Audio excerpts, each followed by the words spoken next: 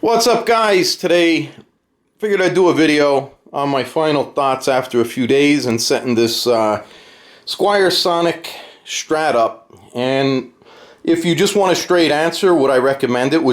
Should you buy it? The answer is no. Why? I would recommend the Rock Jam. For $119.99, you're getting a shitload of accessories versus $199.99. The Affinity all day long at $249.99, way better. The routing on the Rock Jam is the same as this. The only difference is they added some shielding paint. The only other difference is the headstock has a little bit different here and the name. The big difference is these tuners. They actually are decent tuners. Even though they feel cheap, they're decent. So why the Rock Jam? Well, they give you at least 1 3/4 inch body, where Fender is trying to, scrimp and scrape like everybody else. Everybody else is making things smaller, charging you the same 1.5 inches. Why is that a big deal? It's not for sound, because against my Affinity and the Rock Jam and this one, tonally they sound the same. So I don't buy into all that wood shit and the thickness of it and all. But what does piss me off, I went to put this blade switch in. I got rid of the import junk, and as you can see, with the 1-ply guard, I thought it was going to be a stick. It's not. That's sticking up. The other major problem was fitting this in. So I went to lay the pick guard down, and it wouldn't go. So I had a route in the body down 1/16 of an inch at the belly of the blade switch. That is nonsense. Any guitar that is made, I don't care what price range, 90% of it is made on a CNC. There is no excuse that tolerances are going to be off. These screws here, they feel like they were run in and out 100 fucking times. That pisses me off. There's no reason for that. They also did not go down straight. They're kind of on an angle. There's no excuse for that. The CNC, I mean, what, their CNC, is weird or what? I don't know.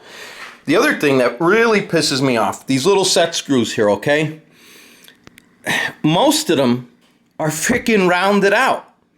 They're junk. So, short of buying new ones, which I already bought a new switch because I knew it was going to be the import junk, you're going to have to do that. The other thing I ran into, fitting new pickups in. I had a file on both sides here, and then I had a file across here on each pickup, because the aftermarket pickups wouldn't fit through. And I'm talking like, pretty close to 1/16 of an inch in the difference this way, wide, and maybe, a 32nd, a little less, going from bottom to top. There's no excuse for that. When I got this, I heard fret buzz. So I checked the relief, and they didn't even have like 8 thousandths on here. But after I addressed all of that, I finally got everything, set up. And I get to the fucking nut. Now, this is where it pisses me off. The way I check the height of the nut is 20 to 24 thousandths of an inch from the fret wire to the bottom of the string right across that fret. I couldn't get 8 thousandths in there. So I had to knock the nut out, and I had to get a new nut. That just pissed me off, because there's no reason, it should be cut that low. But I couldn't even get 8 thousandths under there.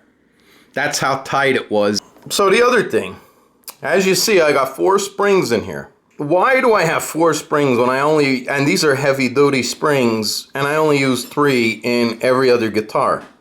Well, I think they changed the claw there, and without the 4th spring, usually I'm probably in this area here about 17/32 of an inch from the body to the back of the claw.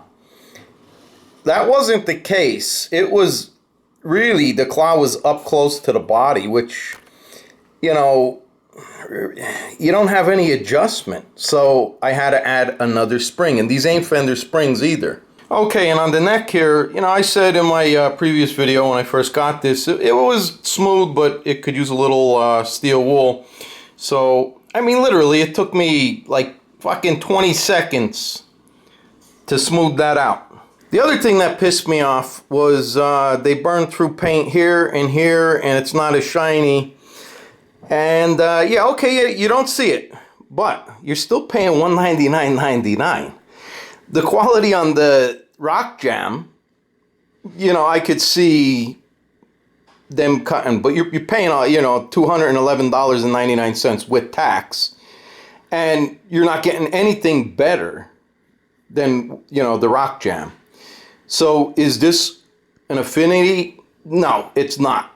Would I buy another one? No, I would not. Would I recommend it? No, I would not. Same saddles as on the Rock Jam.